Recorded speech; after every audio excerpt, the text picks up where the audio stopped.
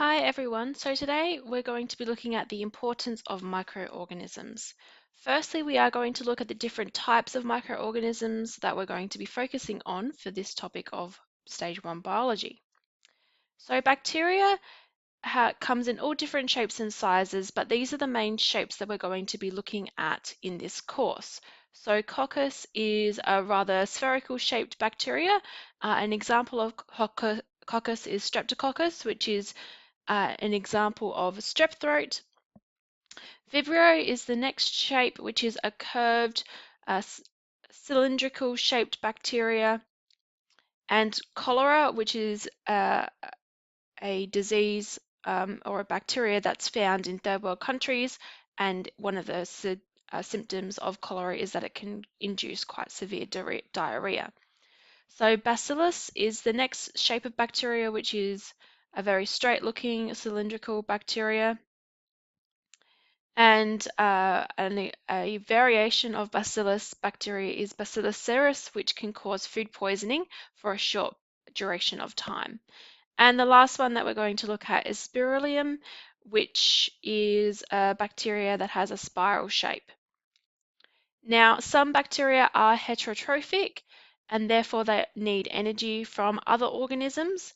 Usually bacteria tend to be decomposers, so they get this energy from consuming dead organisms, whereas some of the bacteria may be autotrophic in nature and therefore they can create their own energy. So Archaea is another type of bacteria that we're going to be looking at, a type of microorganism.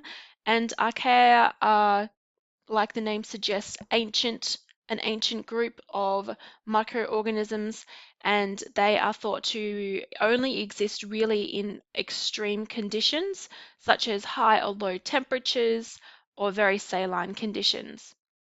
So this is one of the hydrothermal pools from Yellowstone Park, and the colors that you see in this hydrothermal pool is a result of the bacteria, the Archaea, that is living in this hot spring. Some of you may be familiar with these guys. These are called black smokers or hydrothermal vents, and they have Archaea living in them. And again, only Archaea living in these conditions because they are such high extreme environments, in this case temperature. And the last one down here is from Victoria. It's a salt flat in the Australian outback, and the color or the reason why it's pink is because of the Archaea bacteria that's living in it. So fungi is another microorganism. However, fungi can be either microscopic or macroscopic. Obviously, the fungi that we're looking at in these two pictures are macroscopic because you can see them with the naked eye. Most microscopic fungi includes molds and yeast. Yeast is what we use in bread, and mold you would have seen growing on old bread. Whereas macroscopic bacteria would include the mushrooms and the toadstools that we see here. So fungi, they're heterotrophic, which means they can either consume other organisms, and they usually do this as decomposers and feed on dead organisms, or they can feed on a host organism as a parasite. But they can't generate their own energy, they have to consume it through another organism. So Protista is another type of microorganism, and these are Protista means the first animal, and these are quite diverse animals, but they are single-celled organisms. Now they're not prokaryotic, they are actually eukaryotic because they do contain nucleus as well as membrane-bound organelles. An example of some Protista are amoebas, which are these guys here, flagellates, ciliates, and sporozoa. And the final type, or second to final type of microorganism is algae. Now, algae can, like fungi, be either macro or microscopic in nature. Now, algae is autotrophic and therefore it receives its energy through photosynthesis. Now, some algae does lack structures that are usually associated with plant cells and can vary from being unicellular, like the algae that we see here on the left, or they can be multicellular and can be as large as kelps and seaweeds. And this here is an example of a kelp forest that is technically algae. And algae can actually inhabit both marine and freshwater environments. The last type of microorganism that we're going to have a look at today are viruses. So viruses aren't technically, they're classified as microorganisms, but they're not alive and they can't carry out any of life's processes. But they do contain some nucleic acids and they can reproduce, but only inside of the host, inside the cell of a host organism, and they usually cause disease. So this guy here, he is a HIV virus, which is the scanning electron microscope image, and this one over here is a virus as well. And this is, again, this is a scanning electron microscope image, so this is what it actually looks like. But they are very, very, very small. Okay, so moving on to the growth conditions needed for bacteria. Under a very short period of time, bacteria can produce quite a lot of daughter cells through binary fission. Now, binary fission, as we know, is a less complex version of cell reproduction compared to mitosis, which we looked at last week. And they can produce roughly a new generation of bacteria every 20 minutes.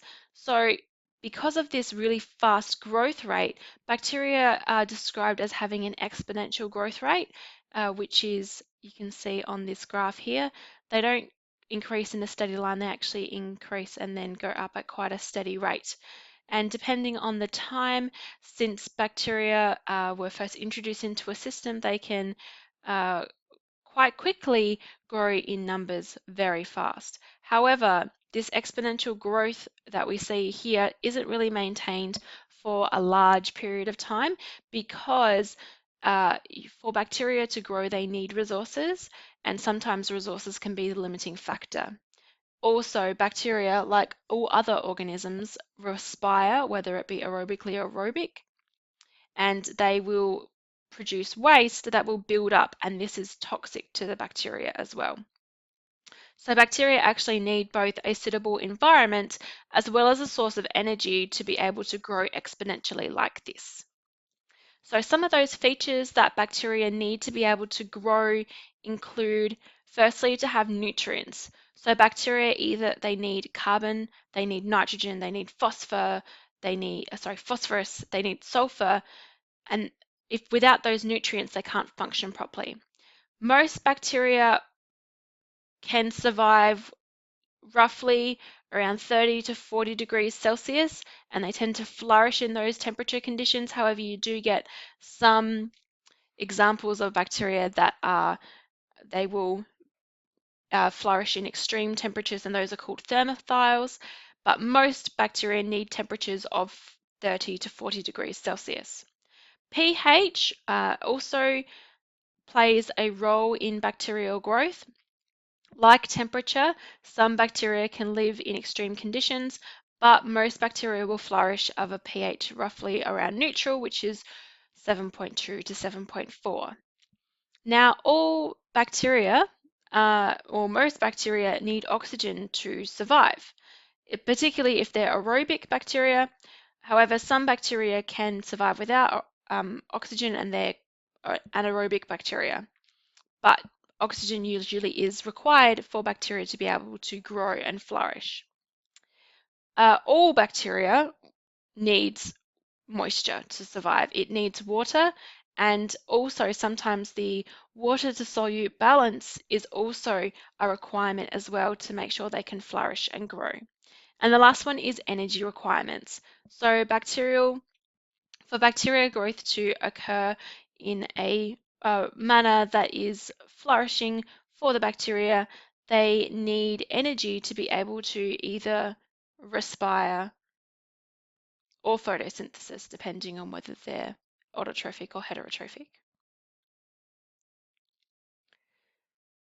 So bacteria, microorganisms do have a really essential role for recycling nutrients, and we've already touched on this topic in the ecosystems topic. Bacteria and fungi, they break down proteins, carbohydrates, nucleic acids, and lipids, and they break them down into their inorganic components. And these can then be taken up by producers, and the cycle can start again.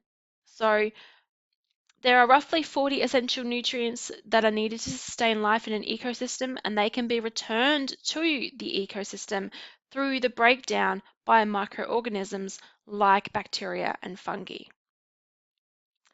So, an example of that is the carbon cycle. So, carbon is a really important element for maintaining life, and that element needs to be cycled through nature.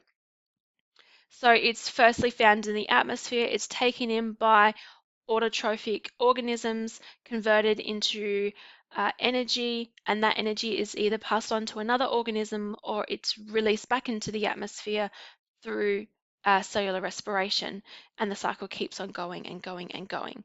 So microorganisms are really important to make sure that the carbon is cycled through the ecosystem properly. So microorganisms are also really important for oxygen production as well.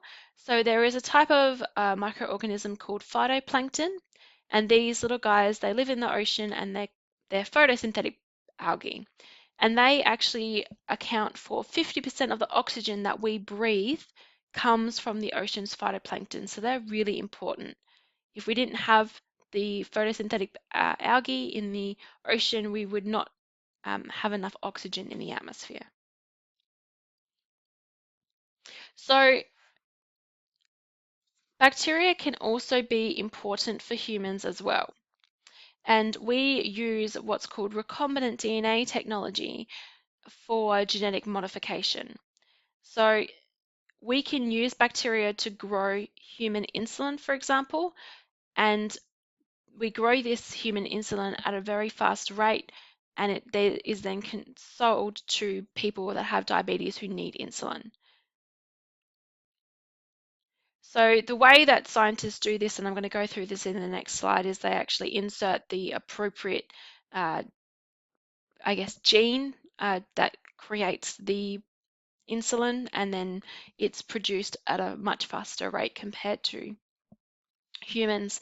Another example of this is that pigs and goats have been genetically modified to produce large concentrations of blood clotting factors in their milk, and then this is used for people that suffer from haemophilia, and they can consume this milk and make sure that their blood can clot properly.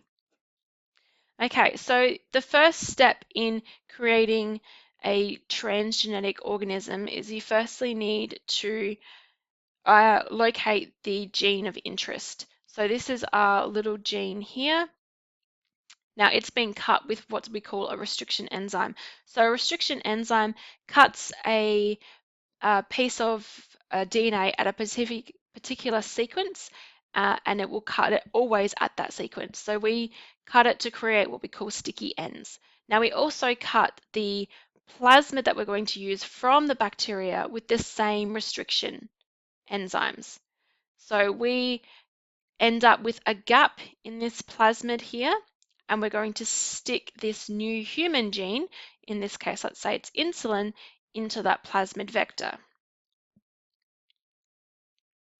So they have sticky ends, and because they were cut with the same restriction enzyme, the sticky ends match up and the DNA can be glued together into the plasmid, like so. So now we have what's called a recombinant DNA molecule, where we have DNA, but in this case, the human gene, as well as the bacterial DNA. And that's then inserted back into the bacteria. And what happens is that the bacteria will now produce the human gene, or in this case, the protein, in this case, insulin, that is being coded for here. So this little bit, this blue bit here is the instructions for coding for and creating human insulin. Now the bacteria will create human insulin because it now has the instructions on how to do that. So humans can also use microorganisms to create food as well. So we've been using microorganisms to create beer or wine or bread. So the bubbles that you see in beer is a result of the yeast cells that break down sugars to give off alcohol and carbon dioxide. So that's the reason why you see bubbles in beer, it's the carbon dioxide, and the reason why bread is fluffy is it's the production of carbon dioxide through anaerobic respiration. Now the other type is other types of food that we can use through microorganisms is yogurt and cheese, and we use bacteria that breaks down sugar into lactic acid, creating yogurt and cheese. And we've been doing this for hundreds, thousands of years.